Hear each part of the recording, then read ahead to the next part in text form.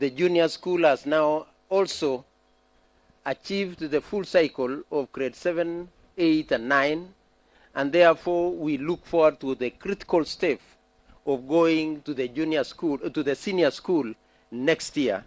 And with the guidance of the Cabinet Secretary, we shall be ensuring that we put in place all the necessary guidelines and anything that will be needed to ensure the success of moving forward to the next level.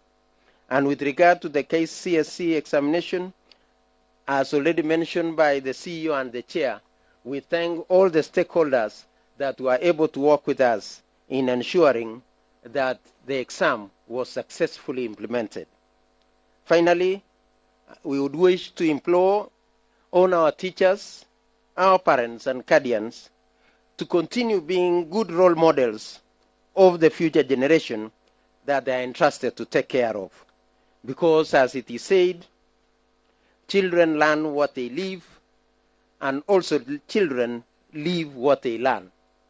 Please, as adults, as parents, as teachers, as leaders, let's ensure that we are better role models to our young ones as we go into the future. The youth are a reflection of the society that we live in.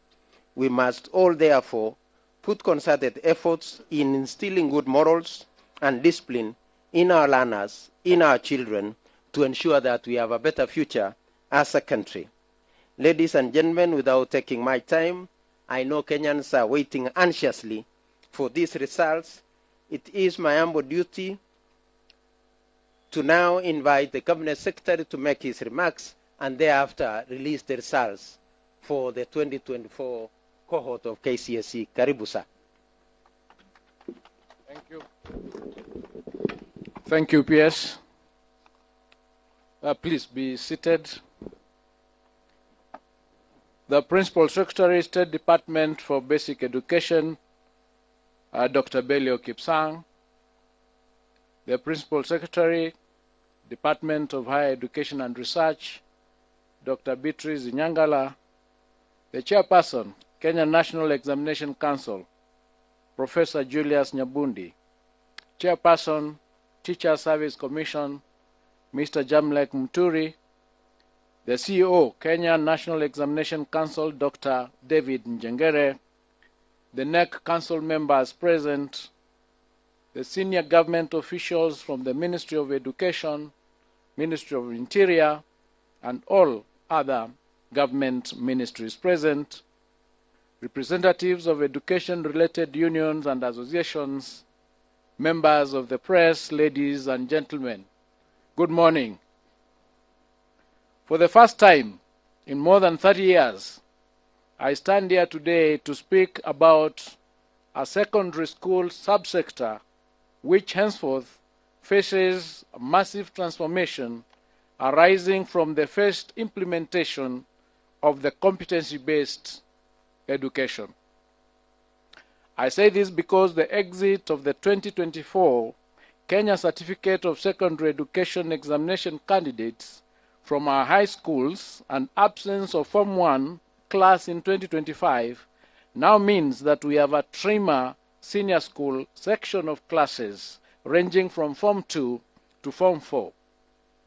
In sync with these changes, our first cohort of CBE learners who joined grade 9 this year will be transitioning to grade 10 in 2026, calling for an urgent and formidable measure to ensure our senior schools are ready for the CBC pioneers.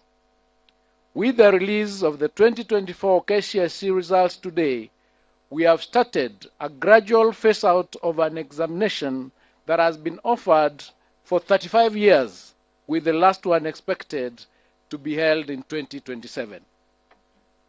I therefore wish to immensely thank all our education sector stakeholders who have year after year put their best foot forward to ensure they adequately prepare our Kcse candidates to administer the annual examinations ever so successfully and smoothly. Today, we are releasing the 2024 Kcse examination results for the 962,512 candidates all of whom we have cleared to join various higher learning institutions to pursue careers of their choice. For in our education system, we have created space for all our Kcse graduates, irrespective of their grades, in line with our government mantra of leaving no one behind. With immense gratitude, I register my appreciation to His Excellency the President Dr. William Ruto for entrusting and fully supporting our team to implement critical reforms in the education sector. Given that the education sector impacts each household at an individual level, I have promised to meticulously lead the sector in the rollout of the reforms proposed under the Presidential Working Party on Education Reform with precision and success. I take this opportunity to thank all the sector players from the Ministry of Education, the Ministry of Interior and National Administration, the Ministry of ICT, the Teacher Service Commission, and all other MDAs for their concerted efforts during the administration period of the 2024 Kcse examination. Further, I wish to thank all center managers, supervisors, and invigilators who participated in the conduct of the 2024 Kcse examination, and especially for upholding the integrity of our education system. Before I delve into the 2024 Kcse examination, pardon me to touch on a few other issues affecting the education sector. The start of the 2025 academic calendar year on Monday, January 6, 2025, marked an incredible watershed in our sustained implementation of CBC. As a government, I am proud to announce that we surmounted the expected challenges in efforts to place all the 2024 grade 8 learners in classrooms at grade 9.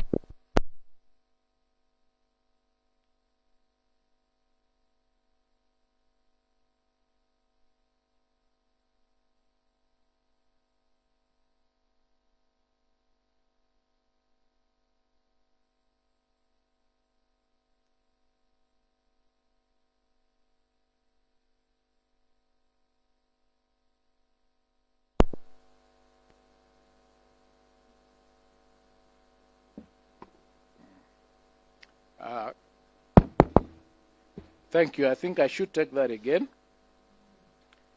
The start of the 2025 academic calendar year that we started on Monday, the 6th of 2025, marked an incredible watershed in our sustained implementation of the CBC.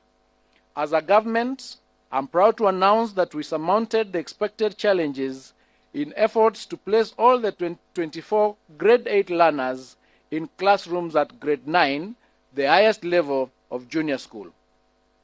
As we speak now, we have constructed 14,500 classrooms for our grade 9 learners, and we are set to achieve the target of 16,000 by the end of this month. This has been made possible by the government's generous disbursement of Kenya shillings 11 billion to schools across the country for the construction of 11,000 grade 9 classrooms. A further 6.8 billion was allocated to the National Government Constituency Development Bank Fund, being 3.4 billion from the Ministry of Education and 3.4 billion in matching funds from CDF for 6,800 classrooms. Further, the 18 constituencies in Nairobi have been allocated a total of 1 billion Kenya shillings for infrastructure development through the National Government Constituency Development Fund. I wish to most sincerely thank all our members of Parliament for their outstanding cooperation and efforts in the construction of the classrooms for junior school. Additionally, the Ministry will construct a further 7,290 classrooms to address the increased enrollment to ensure smooth transition for the cohort. The Ministry has also procured 9,926,618 textbooks for grade 9, which have been distributed to schools, with the exercise expected to be completed by the end of this month. I have directed the Kenya Institute of Curriculum Development to work robustly and ensure that all required textbooks and other instruction materials are available for use by our learners. Having successfully transitioned to the highest level in junior school, our focus will now shift to starting off senior school in January 2026. Under the senior school, we are expected to mount 3 pathways for our learners. These are the STEM pathway, the social sciences pathway, and the arts and sports pathway. As part of our preparations, we have already worked on guidelines for the transition and placement of learners to grade 10. To ensure that all key players have taken part in the formulation of the guidelines, we will be subjecting the draft documents to a stakeholder validation exercise from February 2025. The Ministry of Education has noted with great concern a disturbing situation where some senior schools are returning to the banned practice of charging levies. I wish to put it on record that the government will not condone the practice and will take stern action against school administrators who are found to be levying extra charges on parents. I must emphasize that the fees charged in our secondary schools remain the same as was the case in 2024. As promised last week, the Ministry of Education is liaising with the National Treasury to ensure that 48 billion Kenya shillings capitation grants for our primary, junior and secondary schools levels for Term 1, 2025 are disbursed using the data captured under our National Education Management Information System. I wish to state that the government has kept enhancing measures aimed at ensuring high levels of efficiency and effectiveness in the administration of national examinations. Starting this year and following extensive stakeholder consultations, I wish to announce that Kenya National Examination Council will introduce a mid-year series of the Kcse examination to be administered in July every year. The examination will target candidates wishing to repeat the Kcse examination and those who may have missed sitting in examinations due to sickness or other unexpected hardships. Adult candidates may also consider registering for the July series examination from this year. As part of aligning our examination process with best global assessment practices, the Ministry is working on integrating the use of Orbit readers and phase-out Braille machines in the administration of the Kcse examination to candidates with visual impairments. I now wish to provide an overview of the performance of the 2024 Kcse examination cohort. During the 2024 Kcse examination, a total of 962,512 candidates sat the examination compared to 899,453 candidates in 2023. This represents an increase of 64,553 candidates or 7.19%. Out of the candidates who sat for the 2024 Kcse examinations, 480,310 were male, while 482,202 were female, representing a 49.9% and 50.1% respectively. This is the first time since the inception of Kcse examination that female candidates are more than the male candidates. During the year 2024, the Kcse examination, 14 counties had a significant entry of more male than female candidates. These counties include Garissa, which had 62.8% against 37.17%. Mandera, 63.83% against 36.17%. Wajir had 60.27% against 39.73%. Turkana had 59.64% against 40.36%.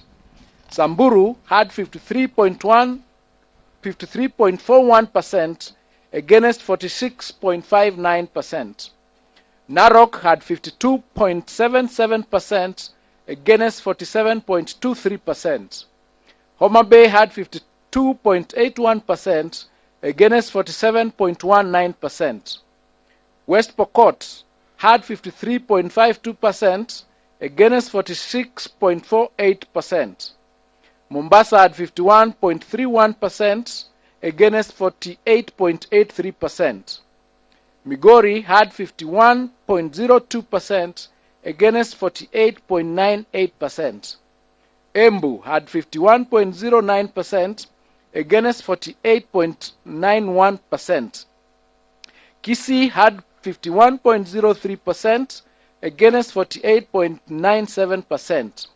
Nyamira had 51.39% against 48.61%, and Baringo had 51.67% against 48.69%. On the other hand, 14 counties had significant entry more female than male candidates as follows. Vihiga had 55.15% against 44.85%. Elgeyo Marakwet had 53.76% against 46.24%. Kirinyaga had 51.46% against 48.54%. Meru had 51.69% against 48.31%. Kiambu had 52.78% against 47.22%. Nairobi had 52.41% against 47.59%. Kisumu had 52.39% against 47.61%. Kitui had 51.14% against 48.86%. Taita Taveta had 51.45% against 48.55%. Kwale had 53.31% against 46.69%. Isiolo had 52.11% against 47.89%. Tharaka Nithi had 52.06% against 47.94%. Kakamega had 51.80% against 48.20%, and Uasin-Gishu had 51.06% against 48.94%. The number of candidates aged between 16 and below increased from 16,040, which is 1.776% in 2023, to 20,546, which is 2.129% in 2024. The highest percentage of candidates registered for the 2024 Kcse examinations were within the appropriate age bracket of between 17 and 19 years, constituting 684,765, which is 70.95% of the total candidature. The percentage of candidates who are 20 years and above constituted 22.07%, or 259,861. Out of the 30 subjects offered in 2024 Kcse examination, 17 subjects recorded a significant improvement in performance. These subjects were Mathematics Alternative A and B, Biology, Physics, Chemistry, General Science, History and Government, Geography, IRE, Agriculture, Woodwork, Metalwork, Drawing and Design, Aviation Technology, Computer Studies, Kenya Sign Language, and Business Studies. 10 subjects recorded a drop in performance, and these were English, Kiswahili, Biology for the Blind, CRE, Home Science, Building Construction, Electricity, French, Germany, and Music. Female candidates recorded better mean score performance than male candidates in the following 7 subjects: English 101, Kiswahili 102, Kenya Sign Language 504, French 501, Home Science 441, CRE 313, and Art and Design 442. Male candidates, on the other hand, recorded a better mean score performance than female candidates in 23 subjects, and these are Mathematics Alternative A and B, Biology and Biology for the Blind, Physics, Chemistry, General Science, History and Government, Geography, IRE, Good Work, Metal Work, Building and Construction, Power Mechanics, Electricity, Drawing and Design, Aviation Technology, Agriculture, Computer Studies, German, Arabic, Music, and Business Studies.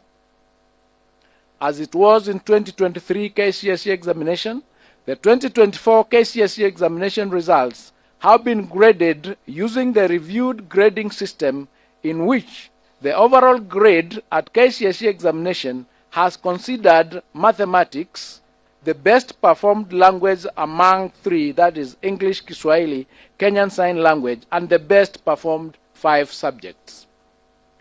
There were 1,693 or 0.18% candidates who obtained an overall grade A in the year 2024 Kcse examination, compared to 1,216 or 0.14% candidates in 2023. The number of candidates with direct university entry qualifications of grade C+ and above was 246,391, translated to 25.53% in the year 2024, compared to 201,133, which is 22.27% in the year 2023, and this is attributed to the improved or new grading system. The number of candidates with grade C-, which is TVET diploma and above, was 476,889, translated to 49.41% in the year 2024 Kcse examination, compared to 401,216, which is translated to 44.42% in 2023. The number of candidates attaining a pass grade, which is grade D+ and above, was 605,774, which is 62.76% in the year 2024 Kcse examination, compared to 526,222, which is 58.27% in 2023. To enhance the credibility of the examination process, for the first time, candidates' examination question papers was personalized and anonymized. This helps to improve objectivity during marking and holding candidates personally responsible for any irregularities. There were 840 candidates who were involved in examination irregularities in 2024, and their examination results have been cancelled.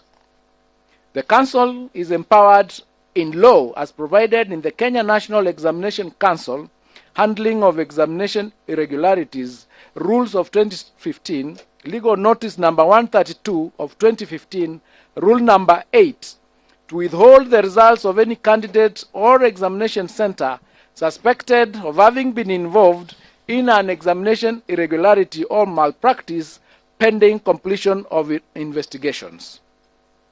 To this end, the results of 2,829 candidates suspected to have involved in the examination irregularities have been withheld pending completion of investigations that should be completed within a period of 30 days from the official release of examination results, which is today.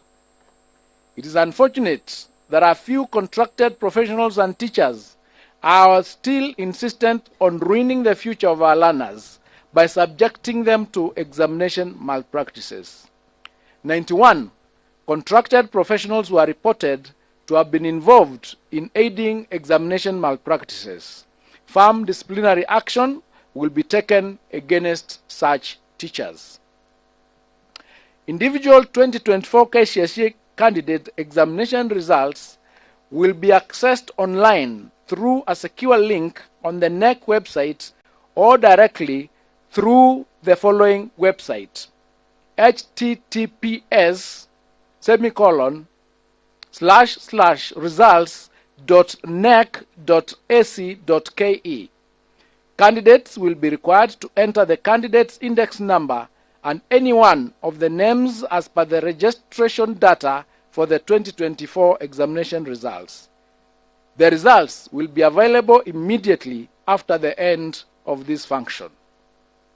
Any candidate with difficulties in accessing individual results is advised to call NEC toll-free number 080-0724-900 or 080-0721-410.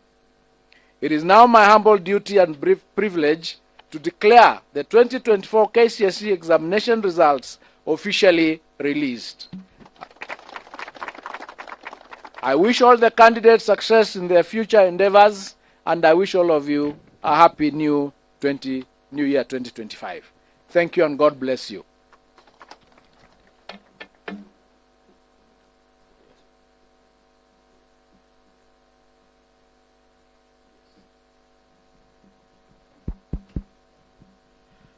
We will request that the results are officially now handed over by the CEO to the chairman, Professor Nyabudi. Then the chairman will then hand over to the PS. And of course, you can see the PS higher, handing over also and ready to receive to the CS. Can we put our hands together to appreciate that gesture? Thank you very much. And now we are ready to transition the learners to their next phase of life.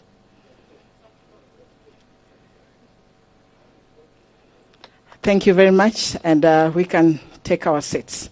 As we take our seats, allow me, sir, to invite Mr. Ahmed Mtanga to come and give us the closing prayer, and thereafter then we shall proceed for the tree planting by our chief guest after the prayer.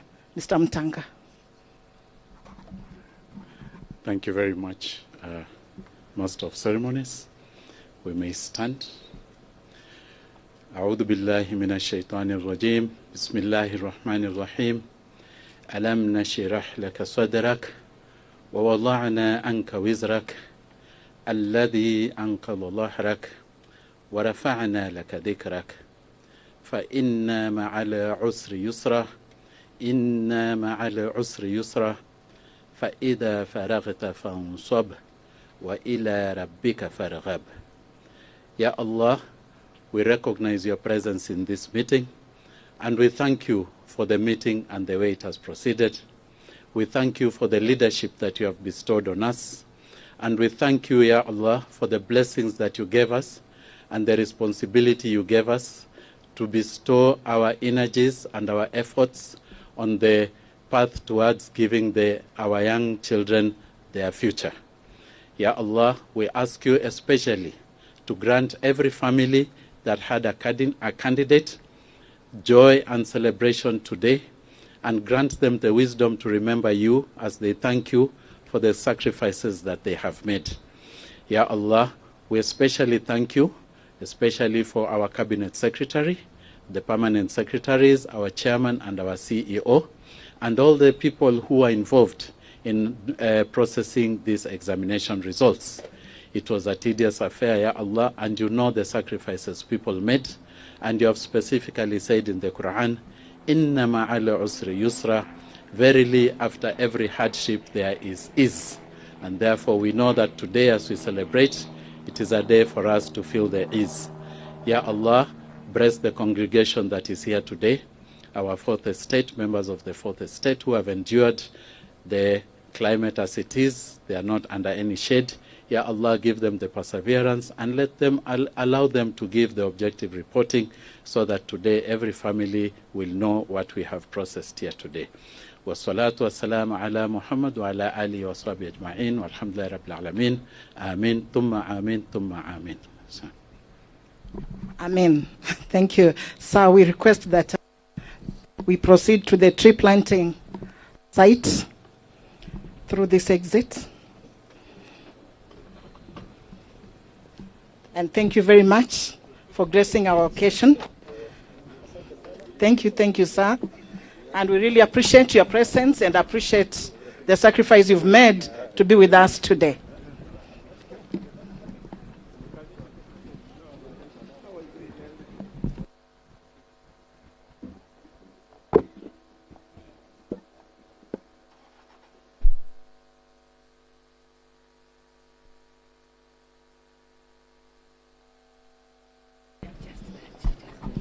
The rest of the guests, we really appreciate your coming, and you're free to leave at your pleasure. Thank you very much once again for gracing our occasion.